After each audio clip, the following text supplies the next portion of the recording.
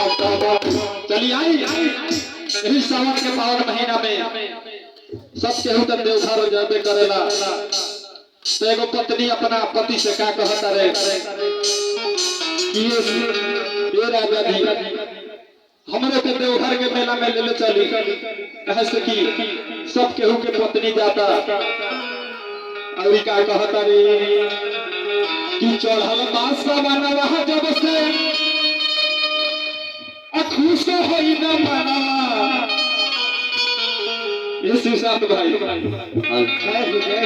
कहता रे कैसे कहता रे हो कि चढ़ल बासा बनवा जब से खुश होई न मनवा। कथी से कि खाली गेरुआ साड़ी ना माने आज बिना बिना लोला कुछ होइले ना माने नहीं मानेगी कि खाली गेरुआ साड़ी से देवघर ले चला सदाना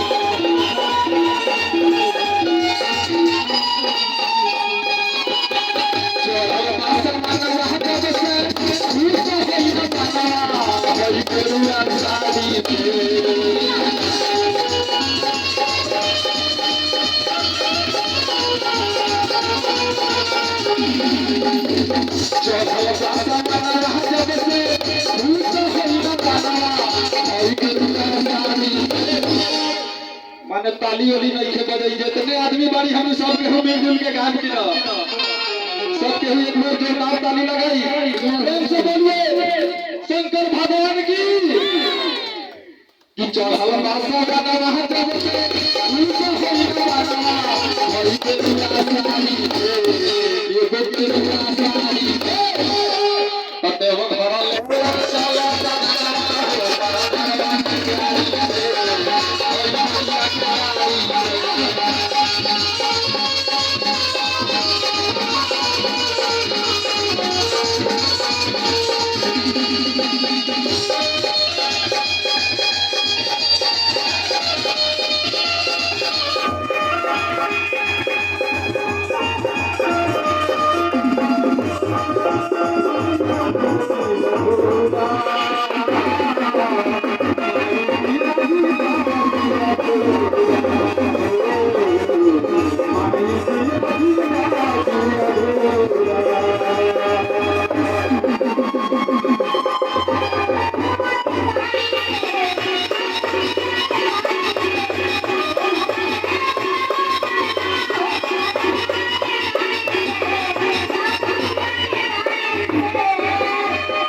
भाई यही बात पर एगो बात याद आ गई।